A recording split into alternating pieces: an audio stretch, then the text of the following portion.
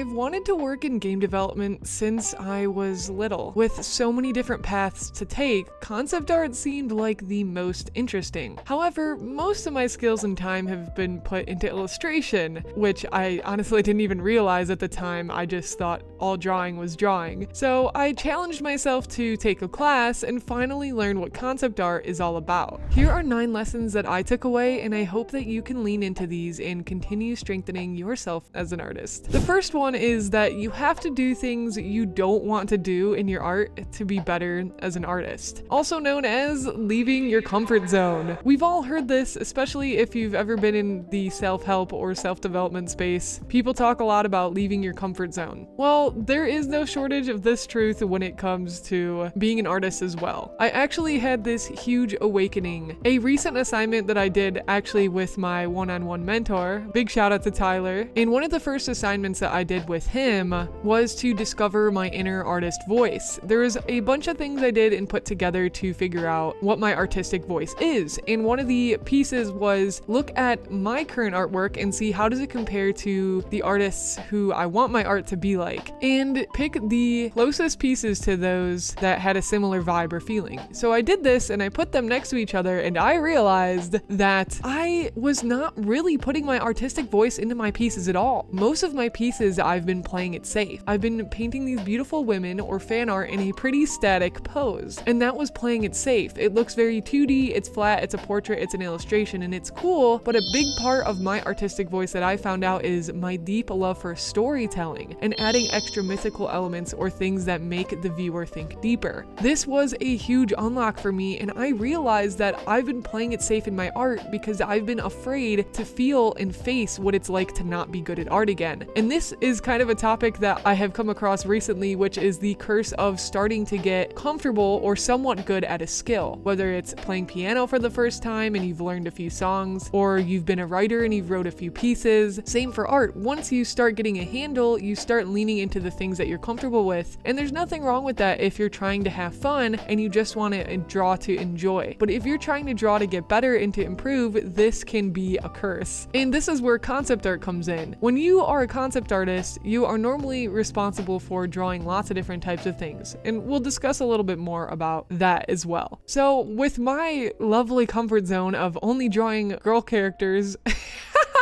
which I know a lot of people can relate to. I've talked to many artists that are like, yeah, I just don't draw male characters or vice versa, right? It was really eye-opening to have to like actually design and draw a rock for the first time or design a prop. But when I was drawing a rock, I'm not gonna lie, I was like, is this what concept art has in store for me, drawing rocks? I'm just kidding. I actually enjoyed painting rocks and nature way more than I even thought I did, which also connects to the finding your artistic voice, because that's the cool part about concept art and expanding yourself beyond your comfort zone is there might be things that you enjoy drawing that you've never even given yourself a chance to explore. And that's actually part of one of the reasons that I wanted to get into concept art, is because I knew it would challenge me as an artist and make me better, because you're not just drawing one thing all the time. You have to draw a lot. And if you have to draw a lot, you're going to get much better at putting together illustrations, right? Because if you have multiple elements, then you feel stronger when drawing them after having had more practice doing something like concept arting out rock designs or props. And all these skills kind of intermingle and work together, which is cool. So a good question to ask yourself is,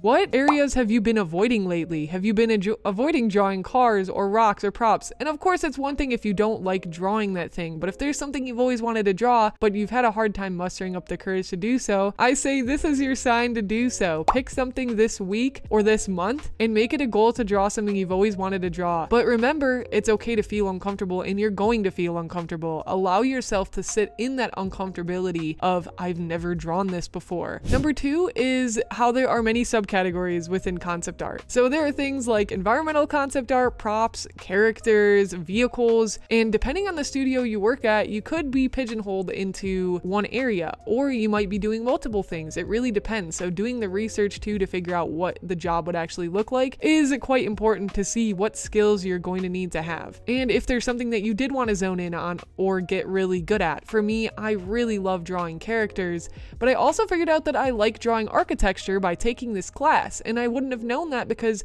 it's not normal for me to be like, I'm just going to design a building. This class really pushed me to do that. And for those of you who are wondering, the concept art class I took was with CGMA, although I believe there is some things going down with CGMA that I don't know the full details on. I'm sure you can find more info, where I don't think classes are currently available right now, but I'll allow you to do some of your research on that if you want to learn more about it on your own time, because I will not be going into that for this video. All right, so number 3 is learning to use the silhouette method, which is key to coming up with ideas quickly. You can also save these designs for later, which is one of my favorite parts. So the cool thing is with concept art is no time is truly wasted. If you spend a lot of time in the silhouette stage, you can easily go back and pull this silhouette idea if you're just completely blanking when you're trying to design something else to get your ideas fresh and going. You can basically take from your own work, which is a really powerful tool because then you get to compound your time in a way. You get to capitalize off of the work that you've already done. And I've really enjoyed silhouette design because it's very satisfying. You get quick results without having to spend a ton of time, and that feels fulfilling. And then you get to choose a few of those and go ahead and polish up on them. So learning how to create silhouettes is something very valuable and a great way to improve your designs, and something I particularly really enjoyed, and something I surprised myself with because I didn't have a ton of experience doing this, but with making these silhouettes, it allowed me to see new ideas and shapes that I haven't been able to before, or it helps open my brain to ideas that may not have been right there at the surface if I didn't do the silhouette designs and I just went with the first idea or image in my brain. It really allows you to explore the full extent of the idea that you have and give it its best shot and its best chance, which I think is a big part of the lesson from concept art. Is you're doing a lot really quickly because you're trying to find what has the most potential very quickly. And I would say that's a part of a job of being a concept artist is, can you explore all these things and pick out the best design from your ideas? It's honestly really fun. Number 4 is studying key scenes from movies, shows, or artists that you like. I'm a big fan of Riot Games splash arts. I've done a few studies in the past that I've really enjoyed, and I also did a few in this class. So one of them I did from Halo because my partner and I have been playing it lately, and I was like, you know what?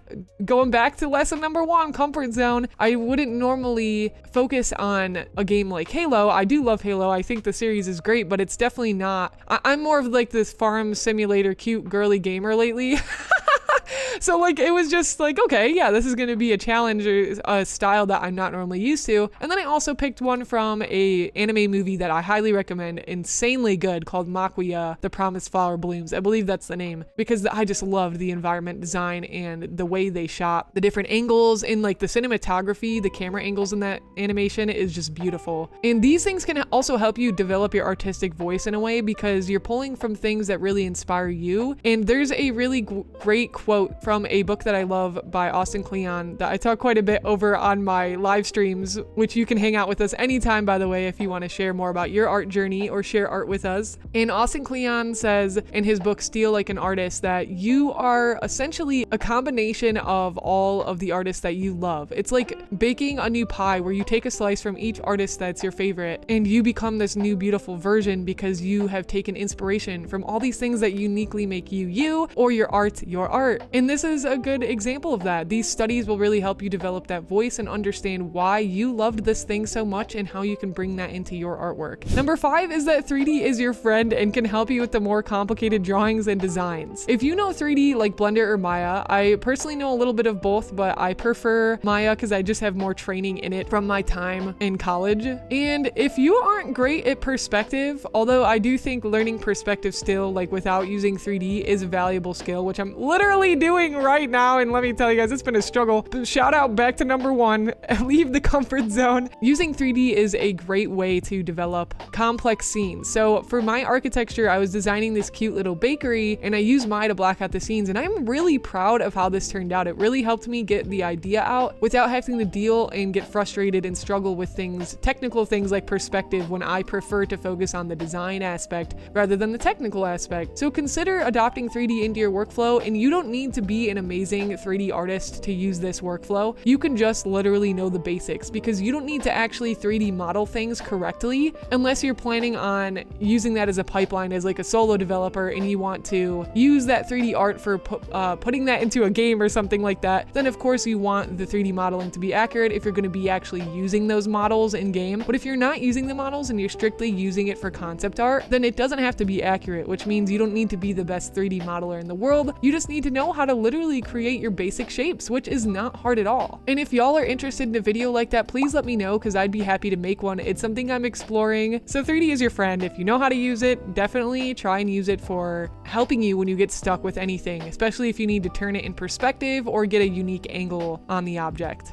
Next is leaning into community and staying motivated. Upon taking this class, there's a lot of artists that are also growing and learning, and being able to lean on these people and reach out to them and say like, hey, how's the week going for you, has been really nice. It makes you feel less alone in the journey because let's be honest, drawing and getting better art is literally like one of the hardest things ever, but also one of the most rewarding things. And when you get to share that journey and those struggles with your friends and also your wins, it is the coolest and most exciting thing. Next is trusting in yourself and your ability to go through the motions and the process. When drawing new things and leaving the comfort zone, it is really scary because you'll feel like, I don't think this is gonna turn out good. Like, I don't know what I'm doing. And for a perspective drawing that I'm actually working on right now, I felt that way in the beginning. I had to erase like 100 times because I was like, I don't even know if this is perspective, like 1-point perspective. Is this 2-point or 3? I was just completely tweaking out and I was feeling that sense of losing trust with myself. But there is a little voice inside of me that says, hey, you've been in these situations before with your art. You've been in these situations where you weren't really sure, but you kept following through and you got it to a point that it was able to be turned into something great. So trust yourself. Know that you've made your way through so many pieces before and that you're going to be able to make it through this one as well, whatever the current piece you're stuck on or the challenge you're having. So when you are drawing something you're not used to drawing, trust yourself to get through to the end. Understand it might not be your best drawing ever, but the point is that you're learning and you're growing and you are trying something new. And number 9 is one of my favorites. So upon doing some research and learning more about the games industry, I was able to work with a producer who worked at Riot Games and now currently owns their own company. They're really wonderful to talk with, and they said their one lesson, I believe I asked them what was one lesson they would pass down, if anything, and they said that showing up and perseverance is the most underrated lesson when it comes to pursuing the games industry. And for me, I would say that this is not only true for games, but the creative pursuit in general, or especially in art, not undervaluing consistency, because constantly showing up, facing drawing something new that you've never drawn before is going to teach you so much. And constantly being dedicated and showing up builds self-trust as well. So it leaks into more of your life than just being an artist. It builds self-trust and confidence within yourself, which I think is one of the most beautiful parts about being a creative, is showing up, dedicating yourself to the skill that you know is hard and isn't instant gratification. It takes time and it takes effort, but it's beautiful when you show up and something turns out better than you could have ever imagined, or you finally bring something in your imagination to life. It is literally, in my opinion, the definition of what I would imagine like modern day magic to be. If you enjoyed this video and you're interested in learning even more about concept art, I applied for a concept art job and I made it into the top 2 and also learned some lessons from that, which goes back to our consistency and continuing to show up. If you want to learn about some of those lessons, you can check out that video next.